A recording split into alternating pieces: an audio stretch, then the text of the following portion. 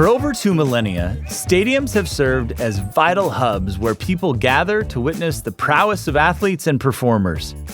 These arenas embody a sense of community, where people from all ages, class, race, and gender come together, and still, sometimes pick sides.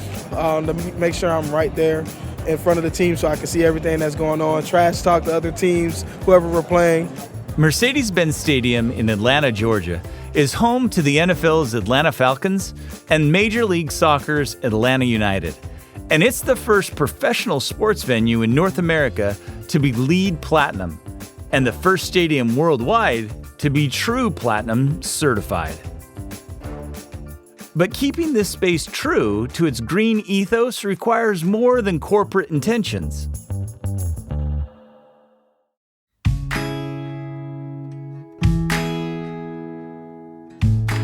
I'm Brian Mon, Chief Innovation and Marketing Officer with Fidelity National Financial, and this is Built, the podcast where you'll meet creative leaders in the commercial real estate industry and hear how they do what they do. In our 5th season of Built, we're taking a closer look at the places where we gather. In this episode, join us at one of the busiest and greenest multi-purpose stadiums in North America.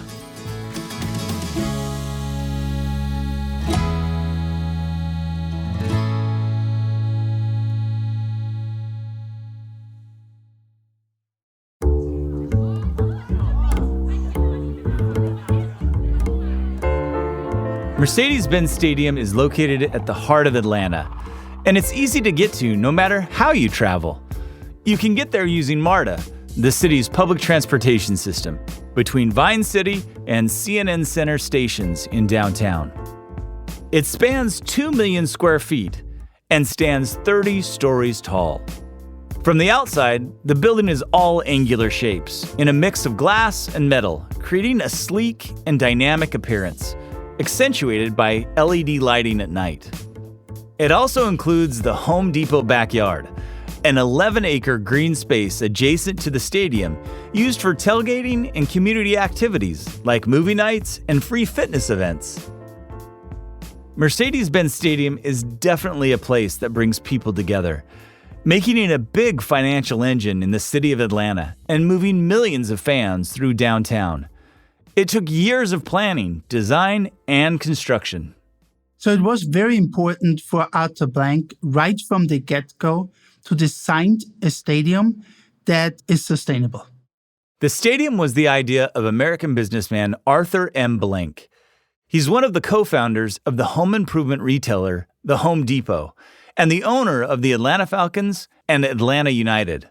You are listening to Dietmar Exler, Chief Operating Officer from AMBSE, the parent company to the NFL's Atlanta Falcons, MLS's Atlanta United, and Mercedes-Benz Stadium. It was pretty clear for him from the beginning, he wanted to achieve platinum certification for stadium built. Before we tell you about what makes this structure one of the greenest entertainment venues on the continent, we need to go back in time. Because before 2014, this area looked very different. The west side of Atlanta was made up of a couple of different pieces originally part of this land. Don Brown is the senior manager for stadium tours, education programs, and sustainability. There was the Georgia Dome where the Falcons used to play. And then we had some parking lots, some surface areas, a couple of worship spaces.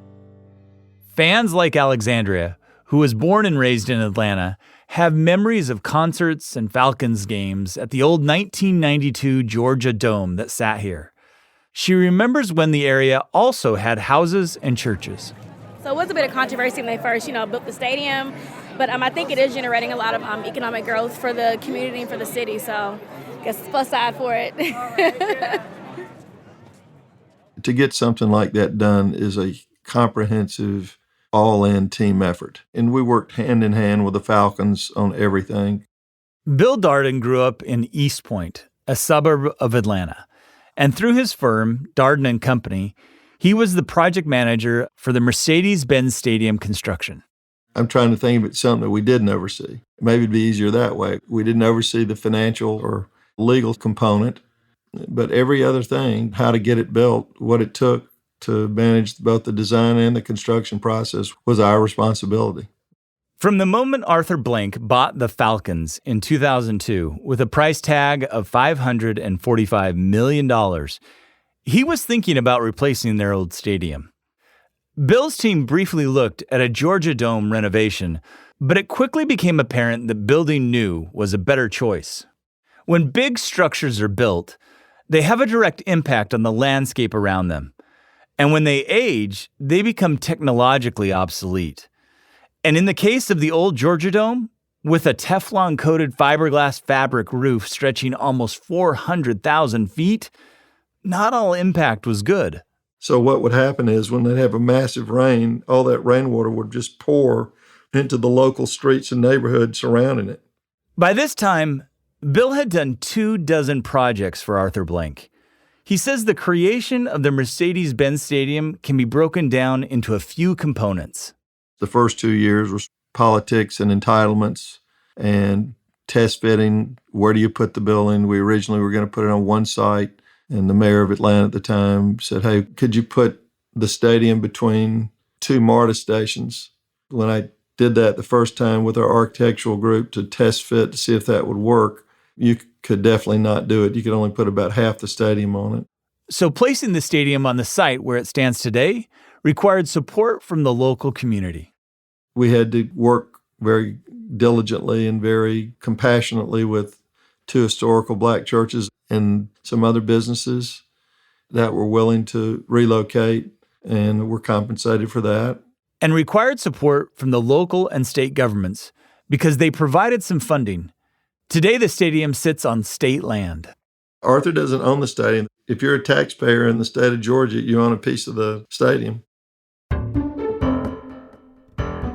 After making space for the new structure, it was time for design and construction.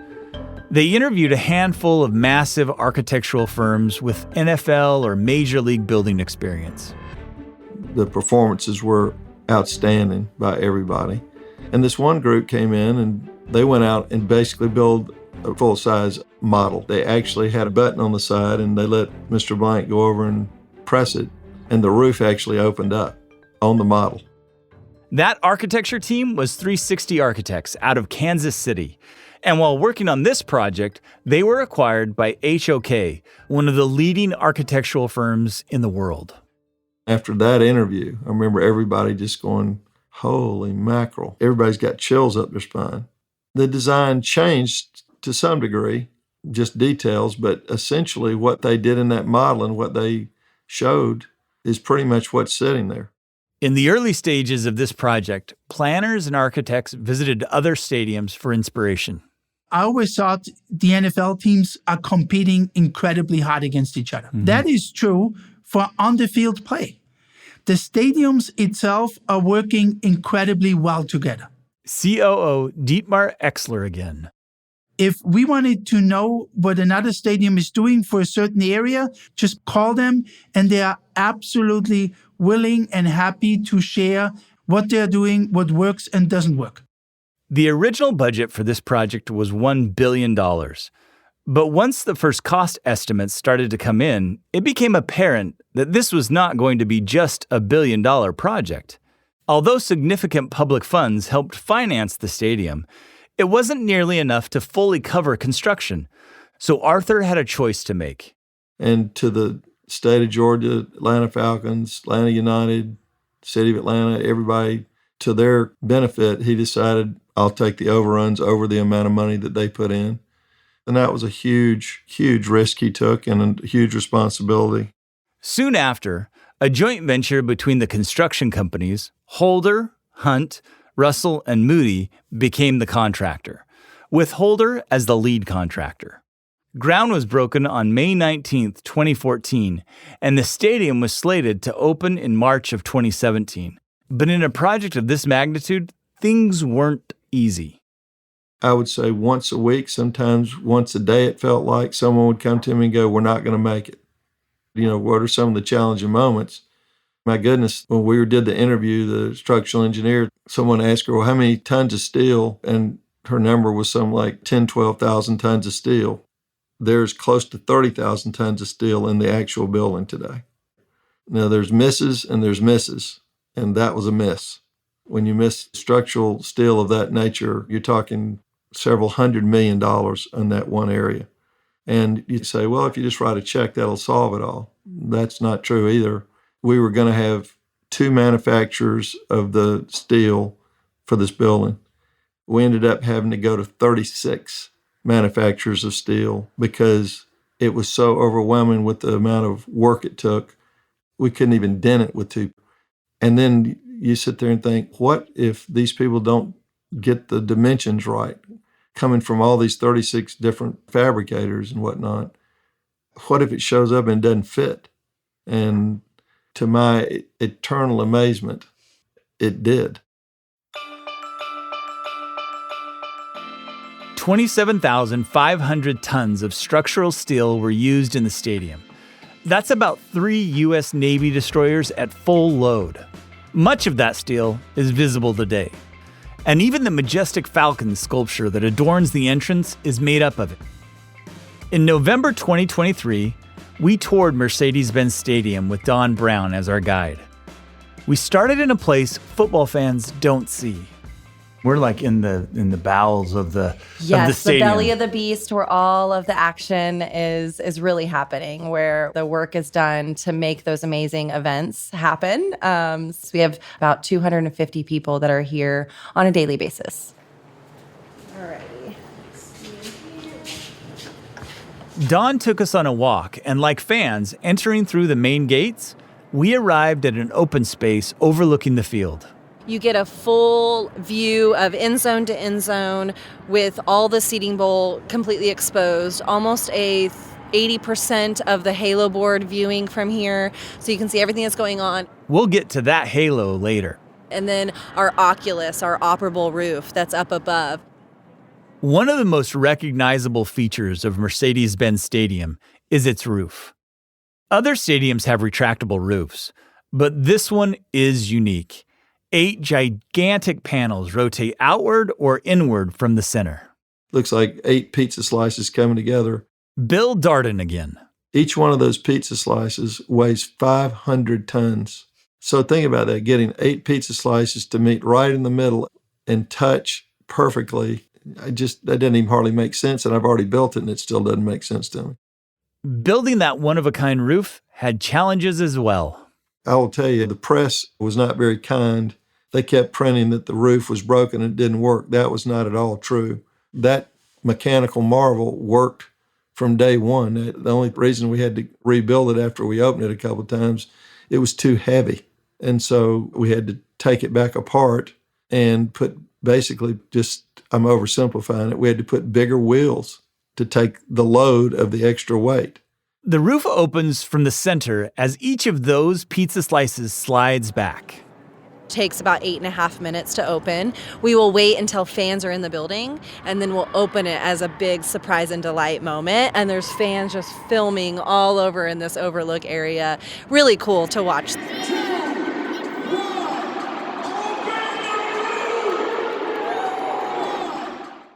Just the assembly of those trusses that are up there that are holding up that oculus, the operable roof, was incredible.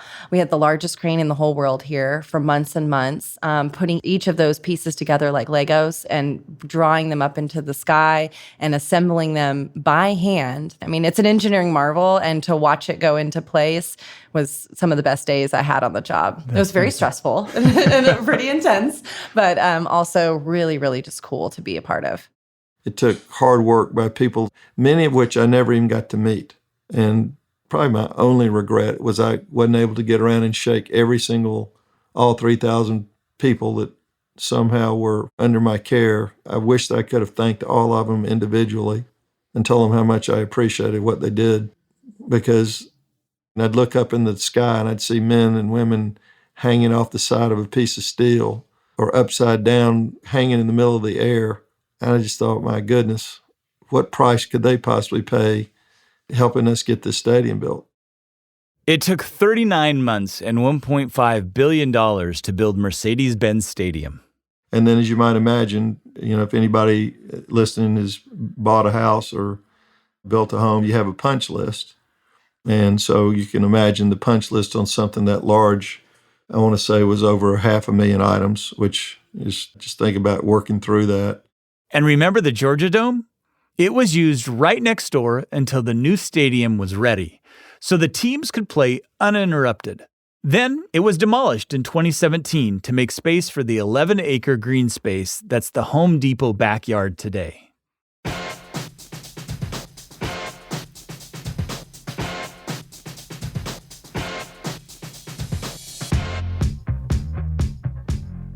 Dietmar Exler has been in charge of the operations in the stadium since 2019. As you can hear from my accent, I'm not a US-born person. I'm originally from Austria. I worked actually, before I worked here, first at MB USA, selling cars in New York. Dietmar was president and CEO of Mercedes-Benz USA, the actual automotive brand. And we moved our headquarters to Atlanta. Great city, great environment. And we built a relationship right after with Arthur Blank, who built at that time the new stadium, and Mercedes became the name sponsor. A few years after that, Mercedes offered Dietmar to move overseas. But with family and roots in the States, he decided to stay and join Arthur Blank's organization. And moved from selling metal cars to selling hot dogs in the stadium. And selling hot dogs they have, even before artists performed and games were played here.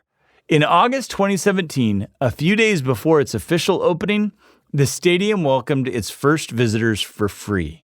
We opened it up and let the public come in and just walk through. Project manager Bill Darden again. I took my family with me, and a lot of people came to do it, and it didn't hit me until I just walked inside the front door. I noticed that people kept bumping into each other. And that's because when they walked in, they just stopped and looked, and just big smiles on their face and pointing at all the stuff. And I will tell you, that was an emotional moment for me. It just hadn't registered with me how happy something I had worked on was going to make so many people over the next so many years. And it did.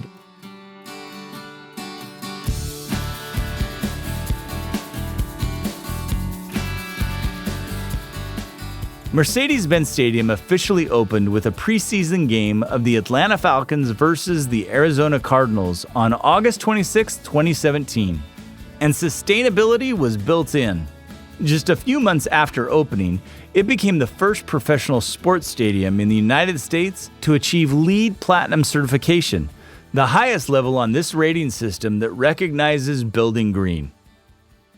A lot of the times when you're along these sustainability journeys, you don't see the grind that happens. And the certification just validates all of that work. Besides being the senior manager for stadium tours and education programs, Dawn Brown oversees the sustainability initiatives here. With LEED Platinum certification, it was how we built the building and the systems that we put in place to offset our environmental footprint. During our tour, back at the Overlook, Dawn pointed to the ticket canopy just outside the main gate. Right up above them is solar panels. When you think about designing sustainably, most of the elements you'd like to include in green building is multi-purpose items. And so our solar panels are the ticketing canopy. They're also advertisement. There's panels and banners on the outside. And then we have a parking lot that also has solar canopy. So in total on our campus, we have 4,000 solar panels that equate to 1.6 million kilowatts annually that we're creating renewable energy. Mercedes-Benz Stadium uses other innovative design features like a special insulation material that covers the facade, allowing natural light in. Altogether, they reduce the building's electrical use by 29%. And the stadium was designed with a water reclamation system that helps alleviate rain flooding in the West Side neighborhood.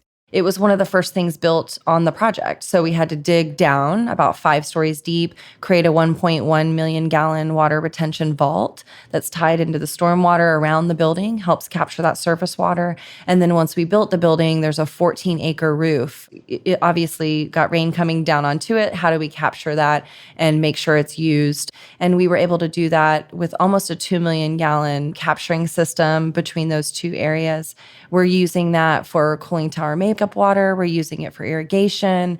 And that in and of itself, thinking about the struggles we have as a city as it pertains to water, was a huge piece of this project. We got 55 out of the 50 allotted points on the LEED Platinum certification for water. So that's the big, that's the pretty big, big. yeah, that's the pretty big good. element. And fans have noticed. Here's Haresh Patel, a season ticket holder we met before a game. His favorite thing about the stadium might surprise you. The bathrooms. So they got the waterless urinals. A lot of water they're saving. That's good. I'm a contractor, so I know. Very good engineering. Very interesting.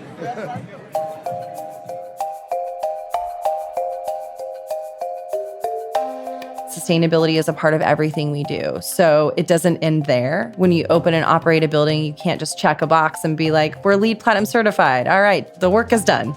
The next goal we set ourselves was zero waste. COO Dietmar Exler again.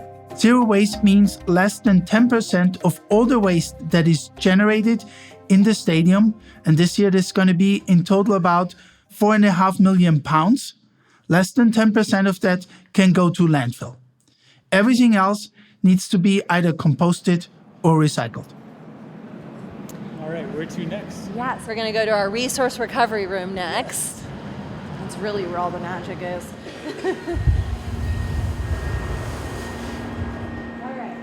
We arrive at a 6,000 square foot space intentionally built as part of their LEED certification process. This is where all the recycling and composting happened in their journey to zero waste. When you look at the materials coming in, we had to identify what do we have, how do we divert it from landfill, what do we need to go upstream and get out of the building, different styrofoams, different plastics, different things like that.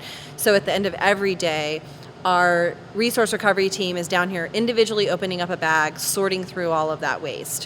What we've done is educate our fans, our associates, back of house, to do the right thing as much as possible. We set them up with the right bins, we teach them, we do trainings, we're incorporated into everything. Then, at the end of the day, hopefully the behaviors upstream have really helped impact our sorters down here, which has happened. You know, the biggest surprise here for me was we thought, how do we communicate that to the fans? Right. How do we get them to participate? And we made it really simple. We have a green waste bin and a blue waste bin. And the blue is basically for the bottles, and the green is for everything else that's compostable. It was easy. The fans were immediately on board and supported us way beyond our expectation. So, in late 2022, Mercedes-Benz Stadium became the first professional sports stadium in the world to achieve total resource use and efficiency, or true platinum certification, for its zero waste efforts. Among them, the management of hard-to-recycle materials like aluminum. Don says 3 million cans equals a home for Habitat for Humanity. And we have built 4 homes since opening up our stadium. So over 12 million cans. And keeping track of impact is a big job in itself. We developed a green team that would help divide up some of that work and that tracking and metrics. And we have to educate the fans. We have to educate the associates. We have to put bins in place. And there's people behind those processes. We wanted to make sure that we created a collective approach. And with it, the green team created a zero waste playbook documenting policies and processes. And they share their approach with other interested stadiums, as well as other teams, leagues, and industries. We laid all that out. We've done webinars, one-on-one interactions with teams throughout the U.S. and showed them the pathway that we took to get to zero waste. Since our visit, the Resource Recovery Room has moved off-site to a separate location nearby that provides a lot more room for sorting. Okay, so this is my baby. This is where I would be all day, every day, if allowed. Mercedes-Benz Stadium has an on-site urban garden just outside the building as part of its LEED Platinum design. Dawn was instrumental in that process, even before the stadium was built. When I was a part of Holder Construction, and we had the office trailers across the street, I put garden beds in those. And we put cisterns on the side of the office trailers to recycle rainwater. That was a partnership with Trees Atlanta as we were building the building, which at the time my husband worked for. It was more of a marital. I was trying to help him solve for a problem he had at work, and he was helping me do this really cool thing. It was one of those pillow talk moments that turned into this really fun collaboration. So when the stadium was ready, an area was dedicated for the urban garden. We have about 1/4 acre here, lined with fig trees, muscadines, apple trees, blueberries, persimmons, blackberries, all in ground. And then we have 9 raised beds that we're changing over seasonally. The garden uses some of the composted materials generated from the stadium's trash and is irrigated with water captured in the stormwater management system. There's fruits, veggies, and they even grow produce for partnerships. We did a pepper beer with Sweetwater earlier this year, and we're going to be doing a pepper hibiscus lavender beer. And they are even making muscadine wine. Last year we had about 37 bottles of wine. This year we're looking at about 80. Who takes care of it? Who's the actual gardener? That's me. It's you? Yes, Okay. Farmer Don. Farmer Don, that is me, yes. So I say that, but we have an incredible garden club. We have associates come out here and students come out here and do garden days. Things are thriving out here in the garden. And then you'll see it's also lined with beautiful pollinating plants, flowers, things to help add to the habitat. Their goal is to draw birds, butterflies, and they even have 3 beehives. Our first hive is Atlanta Falcons. Then we have a Mercedes-Benz hive, and then our Atlanta United hive, and about 30,000 bees. These bees can fly up to 2 miles, so they're pollinating all these other community gardens, and there's 11 community gardens within 2 miles of the stadium. So hopefully they're going out, collect all their nectar, coming back, and creating this amazing honey. We got 94 pounds of honey out of our beehives this year, so really, really proud of them. They're doing the good work. But of course, bees are not the only hard workers around here. The original beds were built by Westside Works, a construction ready program, which is a program that's through our foundation that helps get Westside residents to a living wage earning job. Construction Ready is one of those programs. So they helped build our garden beds. Members of that program also worked in the construction of the stadium. And there are many other initiatives geared to involve the community. I think the secret is do a lot of different things, then you can reach a lot of people in different ways. Chief Operating Officer Dietmar Exler. We're doing Westside Ambassadors. We are offering to a lot of young kids to work actually at the stadium in guest services.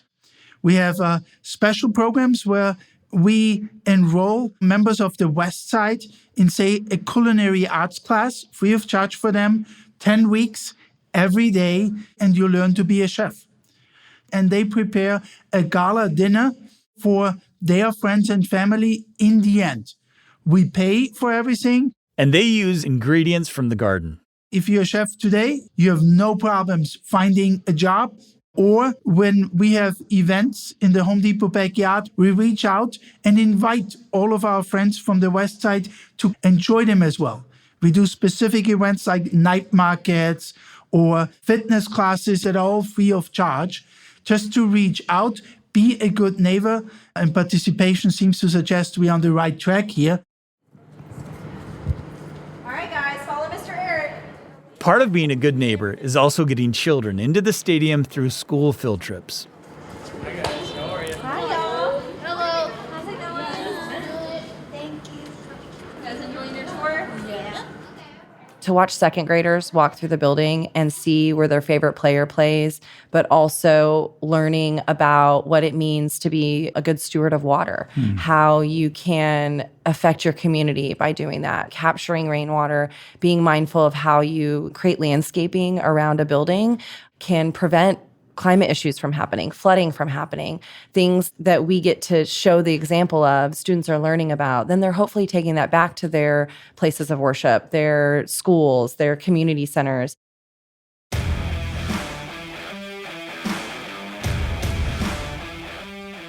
Now that you've seen how sustainability is baked into everything they do here, we're headed back to the sports and what it's like to be a fan here. Probably the secret is, who are we really competing with as Mercedes-Benz Stadium?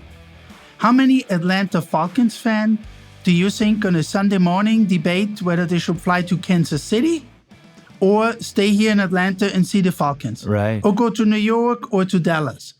We are not really competing with the other stadiums. What we're all competing with is the living room couch. Today, this is one of the busiest stadiums in North America, hosting about 10 Falcons games, 20 United Soccer games, many international soccer matches, A lot of college football games, 10 concerts a year, more than 50 big-ticketed item events a year. Dietmar Exler says the stadium follows Arthur Blank's legacy and focuses predominantly on customer experience. It's not about football. It's not about soccer. It's not about concert. Same thing what he started with Home Depot. Focus on the customer is here. Focus on the fan. That's our credo. What can we do to give the fans a good time?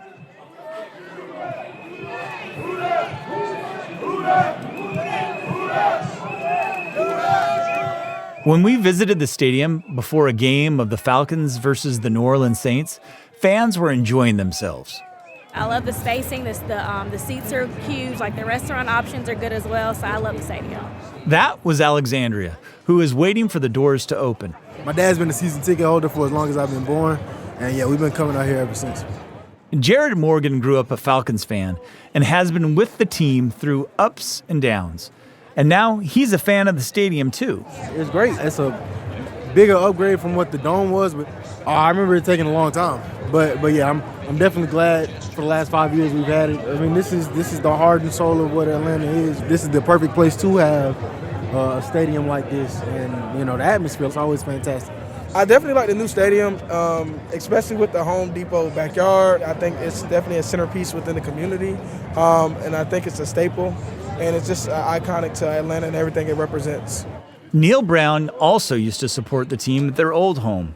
Here at Mercedes-Benz Stadium, he likes to get his tickets on the lower level. That's definitely my favorite. I definitely say lower level. Walking around and going to all the vendors is also my second favorite thing to do, and to eat is my third favorite thing to do. There's a wide variety of food and beverage options accessible at the concession stands operated by local restaurants in the stadium. And the prices surprised us. There's a dozen items in the stadium. They're kind of like price controlled. So bottomless Coke is $2. A hamburger is $4. Cheeseburger is $5. Chicken tenders and fries, $6. So you can more or less feed a family for $20 to $25. If you had alcoholic drinks for the adults, maybe $30.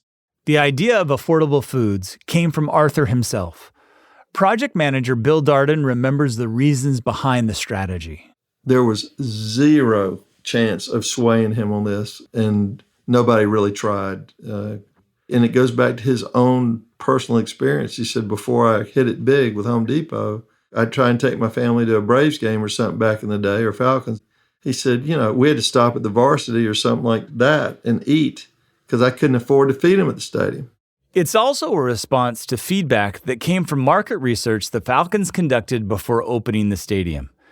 Fans thought the food prices at the old Georgia Dome were too high. And as it turns out, the strategy was smart from a business perspective. Forbes reported that as of August 2023, 1,364,761 hot dogs were sold at the Mercedes-Benz Stadium, making the money back in volume. The fan experience is a huge part of what we do. We open up the gates an hour and a half ahead of time. Fans are lined up at the gate. They're ready to come in. They want to eat the food and they want to see the sights. They want to come take a picture by the big Falcon statue that we're standing next to. All of that is part of the experience of coming here. And coming in can be a lot less stressful here with a security screening system that doesn't require you to take your phone or keys out of your pocket when you enter. We're adding the next level to that. That's a facial recognition, an opt-in system. Nobody's forced to do that, but a lot of our season ticket members signed up. Brian, if you come to the stadium, there's an iPad in front of you. You're a couple of steps away. It already recognizes you. Our agent on the other side has your name and would say, hello, Brian. Thank you coming from Mercedes-Benz Stadium. There are 3 tickets in your account next to yours. Are these 3 your guests? You say yes. Welcome to the stadium. And that's it. And you're in. Hey, how are you? Hi there. This is your 50-yard line view. Back on the tour, Dawn took us to Arthur Blank's suite, which has the best seats in the house. The view is fantastic, and right now, the field engineering team is preparing the field for a Sunday football game. Dawn says by Tuesday, they'll flip the field for a soccer match. What that means is that all the paint is water soluble. They'll scrub off all of the paint, reline it, repaint it, take those retractables out of all 4 corners, take the football goals down, put the soccer goals up, and completely transition this into a soccer feeling space. It's a transition that takes 6 to 9 hours. So it's a lot easier to go from football to soccer than it is soccer to football. There's just more lines to put out there, more logos and numbers and things like that to add. During concerts, the field gets completely covered.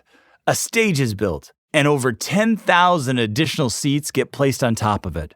Music superstars like Beyoncé, Taylor Swift, Elton John, the Rolling Stones, and even Willie Nelson have performed here. And keeping with its innovative spirit, the stadium anticipates yet another change in the field, for a very good reason. We are all tremendously excited about the FIFA World Cup in 26. Mercedes-Benz Stadium will host the semifinals.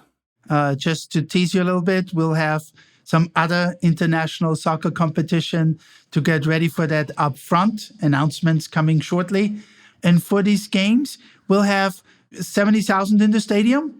And the vast majority is coming from all over the world, which will be a tremendous, exciting time for us.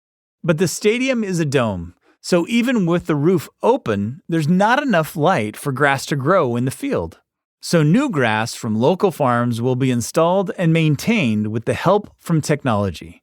Among other things, they'll use large growing lamps. We need to put underground irrigation and ventilation in. We have Atlanta United play on grass games to make sure that we learn after a soccer game, how do we get it in shape again? As we move through the stadium, it's clear that art has a spotlight here. So as we walk around, you'll see large-scale pieces like the one that's above us. This one is really cool. It's a Melody Postma piece and shows the evolution of our Falcons logo and also features photographs from our original Falcons game in Fulton County Stadium. So as fans are walking around, they're not just seeing that typical brick and, concession stand kind of feel. There's an artistic and beautiful design element as well. There are almost 200 pieces of art in the building in every kind of medium. You can find sculptures, drawings, paintings, murals, even a football-shaped glass chandelier. All right, so we're walking and we're headed to... We are going to go to the field next. Oh, nice. This is one of the big highlights. Dawn takes us through a long hallway that brings us to the field. And let me tell you, it's awe-inspiring. And when you look up, surrounding the circumference of the roof, there's a huge screen. That's the halo. First of its kind ever to be built is a circular scoreboard, and it is 1,100 linear square feet and 60 feet tall with 38.1 million LED bulbs in it. There's also vertical displays to engage with fans. This is more of a what's going on in the game, sponsor, replay, fun fan photos, all that engagement with the crowd.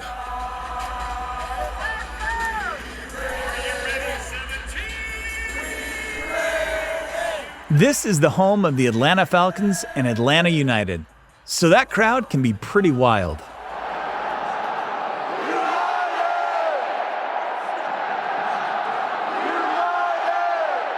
Seeing the passionate fans that are just having a good time is awesome. And the Falcons with the Dirty Birds, which is a section, you don't sit down the whole game. It's cheering, it's fun, it's loud.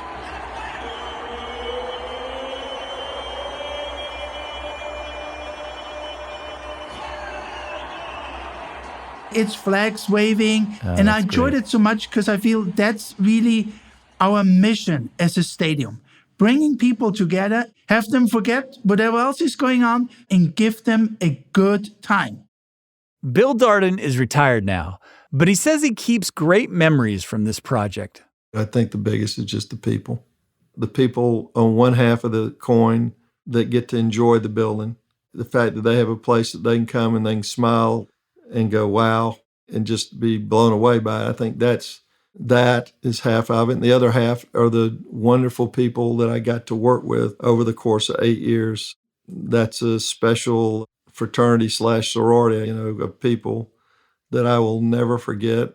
I'll always be grateful to, hold in great reverence to their abilities and how much effort they put into it. What we get to do here is change the mindset that sports and entertainment are just what happens on the field and on the pitch. It's more than that.